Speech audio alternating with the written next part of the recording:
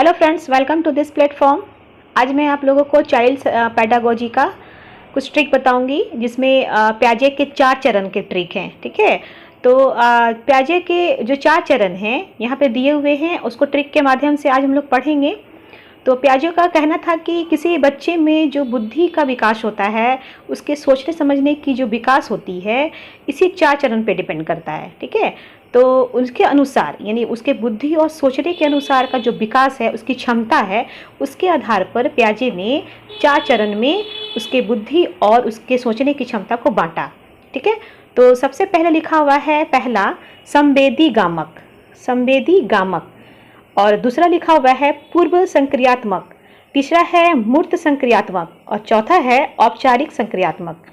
तो इसको ट्रिक के माध्यम से कैसे याद करेंगे? ये संवेदी गामक, पूर्व संक्रियात्मक, मूर्त संक्रियात्मक और औपचारिक संक्रियात्मक, तो ये चारों याद नहीं रहता है, तो उसको ट्रिक के माध्यम से याद करेंगे कि संपु मु ओ। तो जैसे कि स से हो जाएगा आपको संवेदी गामक। जो संवेदी गामक जो होता है ना, वो 0 से 2 वर्ष के बच्चों के लिए होता है। ठीक है, ये 0 से 2 वर्ष के बच्चों के लिए। और पूर्व संक्रियात्मक जो होता है वो 2 से 7 वर्ष के बच्चों के लिए होता है। ठीक है, और तीसरा है मु, मतलब मूर्त संक्रियात्मक में जो होता है वो 7 से 11 वर्ष तक के बच्चों के लिए होता है।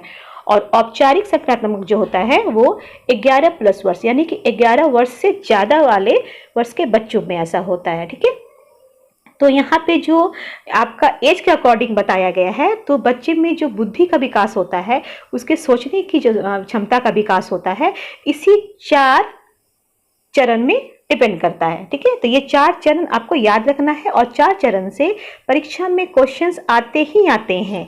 ठीक है, चाहे उससे टेट का हो, जेटेट का हो, या अदर भी कोई और स्टेट एग्जाम लेवल का हो, तो उसमें आपको इसको अच्छे से याद कर लेना है। यानी कि ट्रिक जो है वो याद करना है संपु मु ओ, संपु मु ओ। ठीक है, तो आज के लिए फ्रेंड्स इतना ही। Thank you so much.